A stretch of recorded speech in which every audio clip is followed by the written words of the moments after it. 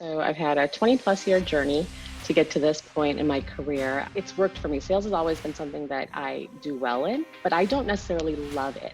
This is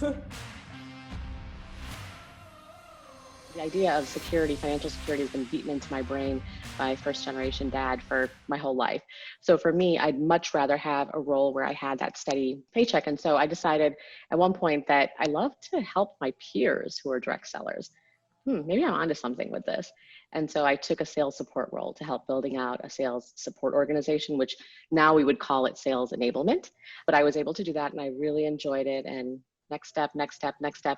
Next thing you know, I'm a sales consultant for a company that does sales enablement platform, which was the best of all worlds for me, right? So now what I've been doing for so long, I was going to get to learn about it from as a discipline.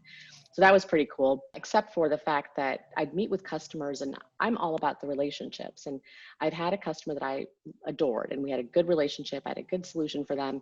And I had a situation where the company that I was working at was forcing me to use this like 60 some page, overly complex, utterly annoying template to give to my customer. And my issue was if I show this thing to my customer, they're going to be like, who are you and what have you done with Anita? Can you please send her back? Because I wasn't about trying to make things over complex and act like, 70 pages of slides is going to make it more important or valuable to them. That wasn't what they needed. They needed someone to get in there and help them get their business moving the way that they wanted to. So I quit. It was the first time I've ever quit a job without another job in hand. And I was horrified. It was very, very scary. I was like totally depressed for a couple months before I told myself, you're almost 40. Now or never. If you want to go out on your own, like you sometimes think about, now's the time. And so I did it. That's when I started my company, LDK Advisory Services. And it's been 6 years. I've loved every minute of it. And it's amazing to me how when you do what you love, it completely changes your life. So I create everything almost from scratch, very much based on what I learn about that company, not just in terms of their sales enablement or their metrics or data, but more about the culture. Because to me, the thing that's going to make or break any kind of initiative is how well it fits with the culture. So you have to come up with solutions that the culture will support and facilitate and not be an obstacle with. And so to me, that's something that I feel like I've been blessed. I've got a gift to be able to tell that. So I'll know if something is going to work with a certain sales team or not. And I can refine it to make it go. And then, of course, when you execute it, it works really well because the culture is there and they understand it and all the people are able to engage.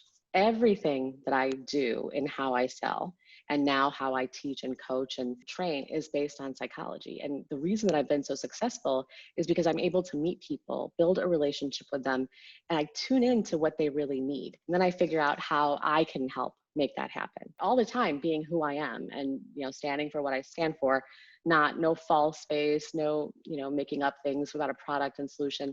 I am who I am. And when I realized that the way that I work with human psychology, which is truly relating, and that was what was differentiating me. So then I was like, that's interesting. So what about if sales reps started to take some of the basic principles in psychology and weave them into their day-to-day sales? Now, you can't get over complex. Here's one of the concerns I have with psychology. There's a lot of stuff out there on psychology for sales, tons. The challenge that we face is that it needs to be simplified. So there's studies ad nauseum, there's data, there's all case studies that people talk about, especially in the books and things that you go read, important and valuable, but not interesting for salespeople. They just don't have the patience to listen to 10 studies to draw a conclusion. They want someone to draw a conclusion and tell them how that's going to work in their world. But psychology is what drives buying. I mean, at the end of the day, buyers behave based on their psychology. B2B is H2H or human to human. Absolutely, your company that you work for has a product or services or something that it's going to sell to a company's needs. But in there is a sales professional and a unique individual and a buyer who's a unique individual. And the real magic takes place at that level. Company Alpha is not going to sell to company Omega. They're companies, they're not entities. The entities that are there at the sales conversation level. And so it's really important that those two individuals, the human beings, who they are and what they stand for and what matters to them, that kind of comes together in a way that allows the sales professional to differentiate themselves. So if you can get to a human to human level of interacting with your customer, and that's things like trust, it's rapport, it's they know that you are committed to their success. Well, you're going to be much more effective in terms of selling what you sell, but your intent was good in the first place. You wanted to help them succeed, and that kind of carries you throughout. So B2B is H2H, I like to say. And if you're going in and trying to be, Mr. Business salesperson, that's not going to get very far. Then you're not going to differentiate yourself. What differentiates you is who you are. You can copy products, you can copy messaging. You can't copy who I am and how I make that matter to the customers. Technology is only as good as the people who wield it.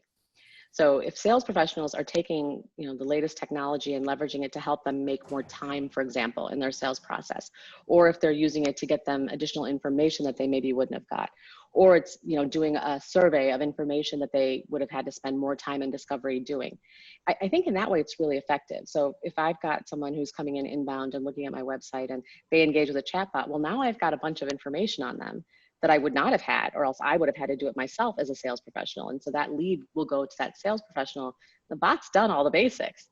And so that truly does help them. The other one that I like to think about is, it's not just bots, it's AI and machine learning, all these things. But there's companies that have artificial intelligence that'll listen to sales calls and help you figure out, this is how long the salesperson talked, this is how long the customer talked, and do analytics on a real sales conversation. And now that's the kind of valuable information that sales leaders can then use to coach.